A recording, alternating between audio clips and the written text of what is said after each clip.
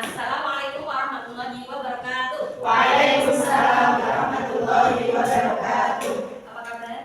Alhamdulillah. Ya, hari ini pertemuan kedua ya. Kita membahas tentang apa? Pengertian manfaat dan ruang lingkup pendidikan Islam. Oke, pengertian manfaat dan ruang lingkup pendidikan Islam. Jadi kurang afdal kalau kita belum tahu apa itu pendidikan Islam. Kira-kira ada yang tahu pengertian ilmu pendidikan Islam atau pendidikan Islam? Iya, silakan. Ilmu pendidikan Islam dapat sebagai kajian empiris, metodologis, sistematis tentang segala upaya untuk mempersiapkan peserta didik secara terus-menerus di semua aspeknya, baik jasmani, akal maupun rohaninya, agar dia menjadi manusia yang bermanfaat bagi diri dan masyarakatnya sesuai dengan nilai-nilai ajaran Islam. Ya, terima kasih. Ada yang lebih singkat lagi mungkin yang mau menjelaskan tentang ilmu pendidikan Islam? Ya. Ilmu pendidikan Islam adalah studi tentang proses pendidikan yang didasarkan pada nilai-nilai ajaran Islam berdasarkan Al-Quran dan Hadis. Ya, karena landasan pendidikan Islam itu sendiri adalah Al-Quran dan Hadis. Dan itu ada lagi kira-kira? Tidak ada. Ijma pernah termasuk atau ijtihad? Ya, termasuk ya. Tadi ada yang lain lagi seperti ijma, Ya. terus hadis sudah hadis kan langsung. Oke. Diskusi. Kita akan tepuk semangat dulu kayaknya ya. Oke. Tepuk semangat. Semangat. Oke. Silakan diskusikan sesuai dengan kelompoknya masing-masing. Untuk kelompok satu,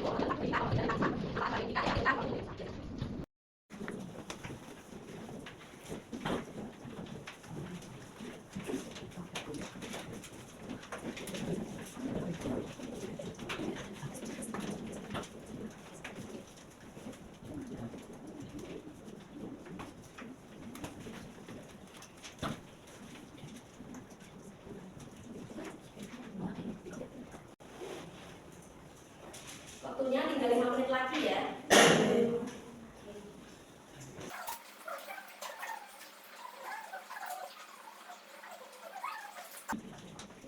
Karena hari ini saya menggunakan metode the power of two for an ethic, maka kelompok ilmu pendidikan Islam saya minta untuk bergabung jadi satu karena itu pengertian satu kesatuan gitu yang saya pisahkan per kata. Jadi silakan untuk kelompok 1, 2, dan 3 untuk berkelompok jadi satu untuk manfaat dan ruang itu sesuai dengan apa namanya kelompoknya masing-masing. Silakan untuk kelompok 3 mau maju di sini atau bagaimana? Atau bisa saja bisa, nanti kita lebih ke sini, lebih mepet.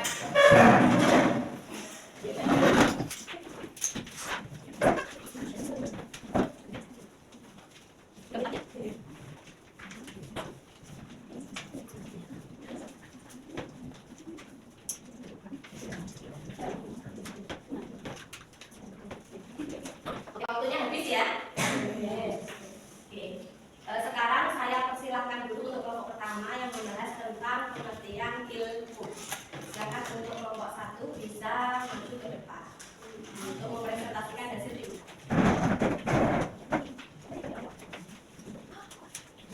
Kami dari kelompok 1 akan menjelaskan pengertian terkait dengan ilmu. Menurut dasar, ilmu berasal dari merupakan proses yang yaitu mengetahui sesuatu sesuai dengan keadaan dan adanya dengan pengetahuan yang pasti. Dan kalau ilmu menurut istilah ada dua pendapat. Pengetahuan yang hasil ilmu adalah jenis pengetahuan manusia yang berkaitan dengan riset terhadap objek-objek yang empiris. Sedangkan menurut alternatif, ilmu adalah suatu uraian yang lengkap dan tersusun tentang suatu objek. Bila pendapat kedua tokoh tersebut tidak ikhlas, dapat disimpulkan bahwa sesuatu dikatakan ilmu apabila memiliki dasar. Jadi yang pertama mempunyai objek atau lapangan kajian yang bersifat empiris. Yang kedua hasil kajian tersebut bisa dibuktikan secara logis atau metodologis. Yang ketiga hasil kajian diwujudkan dalam bentuk uraian yang menerangkan bagian demi bagian bersama-sama. Merupakan keseluruhan yang lengkap dan bulat atau sistematis. Terima kasih. Tepuk tangan untuk kelompok 1. Silakan duduk. Selanjutnya untuk kelompok 2. Silakan untuk mempresentasikan pendidikan, pengertian pendidikan.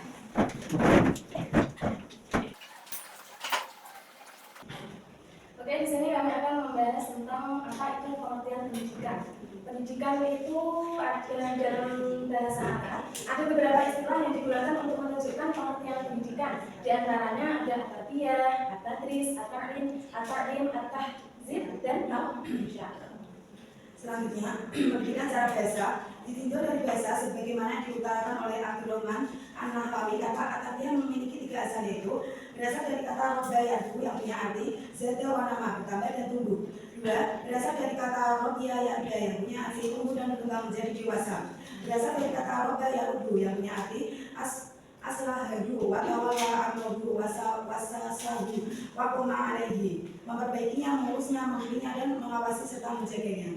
Oke, secara istilah yaitu Syed Sabir dalam kitabnya yang berjudul Islamuna, beliau menjelaskan bahwa pendidikan adalah mempersiapkan anak bayi dari segi jasmani, segi akal, dan segi ilmunya, sehingga dia menjadi anggota masyarakat yang bermanfaat baik untuk dirinya maupun lingkungannya. At-Taibiyah Al-Abdashi dalam kitabnya yang berjudul At-Tarbiyah Al-Islamiyah Wafal Sahabat menyatakan bahwa yang dimaksud dengan pendidikan adalah mempersiapkan individu agar ia dapat hidup dengan yang sempurna. Yang terakhir, Anwar Jundi dalam kitabnya yang berjudul At-Tarbiyah wa Binaul Ayal fi Dawil Islam menyatakan bahwa yang dimaksud dengan pendidikan adalah menumbuhkan manusia dengan pertumbuhan yang terus-menerus sejak ia lahir sampai meninggal dunia.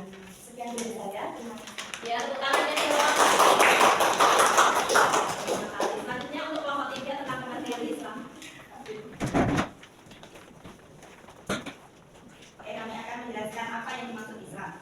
Islam secara bahasa yaitu berasal dari bahasa Arab aslama yuslimu islaman, yang artinya menyerah diri, patuh, tunduk, selamat, dan damai. Oke, untuk secara istilah, kata Islam ini digunakan sebagai nama agama dan tatanan kehidupan yang dibawa oleh Nabi Muhammad SAW melalui wahyu dari Allah yang termuat dalam Al-Quran dan Al-Hadis. Agama yang diturunkan oleh Allah melalui Nabi Muhammad, Nabi terakhir yang mengatur seluruh aspek kehidupan agar manusia selamat dunia dan akhirat, dan melaksanakan prinsip iman, Islam, dan Islam. Terima kasih untuk kelompok 3, beri tepuk tangannya. Selanjutnya kelompok 4 tentang manfaat mempelajari ilmu pendidikan Islam. Sesuai dari ilmu pendidikan Islam yang pertama, dapat mengetahui Islam. Jelas teori pendidikan Islam. Teori ini akan memberikan landasan sekaligus mengarahkan pada proses pelaksanaan pendidikan yang berdasarkan ajaran Islam. Yang kedua, dapat melakukan kritik dan koreksi terhadap proses pelaksanaan pendidikan itu sendiri. Apakah berada pada jalan yang benar ataukah telah terjadi penyimpangan. Dengan demikian, ilmu pendidikan Islam bisa berfungsi sebagai alat evaluasi bagi proses pendidikan yang ada. Yang ketiga, dapat memberikan inspirasi bagi pembaruan dan pengembangan lebih lanjut sesuai dengan perkembangan kemajuan kita yang semakin besar. Tanpa dikuasai ilmu pendidikan Islam, maka proses pendidikan Islam akan mengalami kemajuan. Yang keempat, menanamkan nilai-nilai Islam dalam membentuk akhlak dan karakter siswa berdasarkan ajaran Al-Quran dan Sunnah. Ini mencakup nilai kejujuran, tanggung jawab, toleransi, dan disiplin. Yang kelima, membentuk kepribadian muslim yang utuh. Pendidikan Islam tidak hanya fokus pada aspek intelektual, tapi juga spiritual, emosional, dan sosial. Tujuan membentuk kepribadian yang seimbang antara dunia dan akhirat. Yang selanjutnya yaitu yang keenam, memahami tujuan hidup dalam perspektif Islam. Ilmu ini memberikan pemahaman bahwa tujuan hidup seorang muslim adalah beribadah kepada Allah dan memberikan manfaat bagi sesama. Yang ketujuh, menjadi pedoman dalam mengajar dan mendidik bagi calon guru atau pendidik. Ilmu pendidikan Islam sebagai dasar dalam merancang pembelajaran yang islami dan bermakna. Yang selanjutnya, yang kedelapan, melestarikan tradisi Islam, ilmiah Islam, ilmu pendidikan Islam, mengkaji warisan intelektual para ulama seperti Al-Ghazali, Ibnu Sina, dan Ibnu Khaldun, sehingga generasi muda dapat menghargai dan meneruskan tradisi keilmuan Islam. Yang kesembilan, sebagai dasar pengembangan kurikulum berbasis nilai Islam, ilmu pendidikan Islam bermanfaat dalam merancang kurikulum yang sesuai dengan karakter dan tujuan pendidikan Islam. Sudah, itu saja. Ya, tepuk tangan untuk kelompok 4. Jadi banyak sekali ya manfaat mempelajari ilmu pendidikan Islam. Jadi tidak hanya intelektualnya saja, tetapi juga kita belajar tingkat jasmani, rohani, dan juga emosional. Oke, selanjutnya yang terakhir dari kelompok 5 menerangkan tentang ruang lingkup ilmu pendidikan Islam. Ya, silakan untuk kelompok 5 untuk maju ke depan. Kita akan menerangkan tentang ruang lingkup ilmu pendidikan Islam di sini. Yang pertama yaitu dasar dan tujuan pendidikan Islam. Jika sebuah bangunan, dasar pendidikan adalah fondasinya, sedangkan tujuan pendidikan adalah tujuan dari dibuatnya bangunan itu. Yang kedua, pendidik dalam pendidikan Islam. Ibarat senjata, pendidik adalah orang yang memainkan senjata itu. Canggih-canggihnya senjata tentu tidak akan mengenai sasarannya bila dimainkan oleh orang yang tidak ahlinya. Demikian pula pendidikan, sebagus apapun metode dan sistem pendidikan itu yang disediakan tentu akan gagal bila berada di tangan pendidik yang tidak tepat. Yang ketiga yaitu peserta didik dalam pendidikan Islam. Bahasan unsur ini mencakup siapa yang menjadi peserta didik dalam pendidikan Islam, batas-batasannya, tahap atau fase-fase perkembangannya, hak dan kewajiban. Selanjutnya nomor 4 yaitu materi atau kurikulum pendidikan Islam.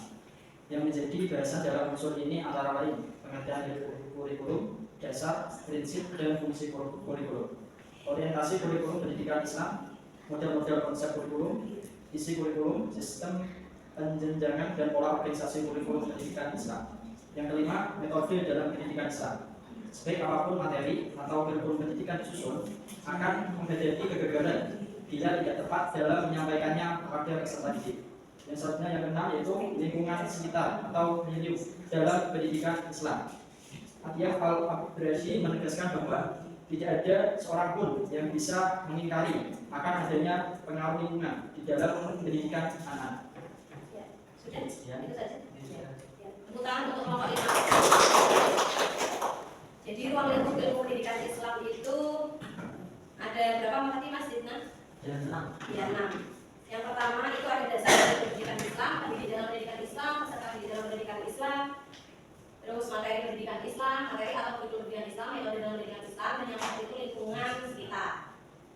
Sudah ada yang mau ditanyakan kira-kira tentang materi hari ini tentang ilmu pendidikan Islam? Tidak ada. Oke. Kalau tidak ada, berarti yang terakhir ini saya akan berikan sebuah kertas. Masing-masing mahasiswa itu mendapat satu kertas untuk menuliskan kesimpulan materi hari ini dan juga kesannya.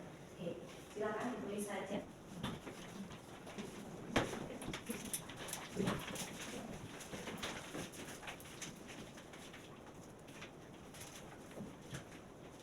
Ini saja ya. Kalau sudah selesai, saya minta tolong untuk ditempel di depan meja sana.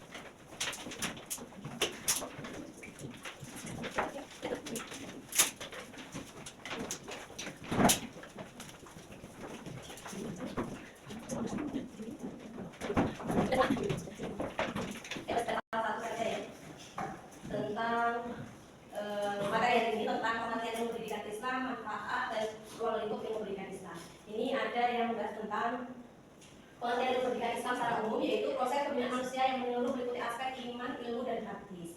Oke.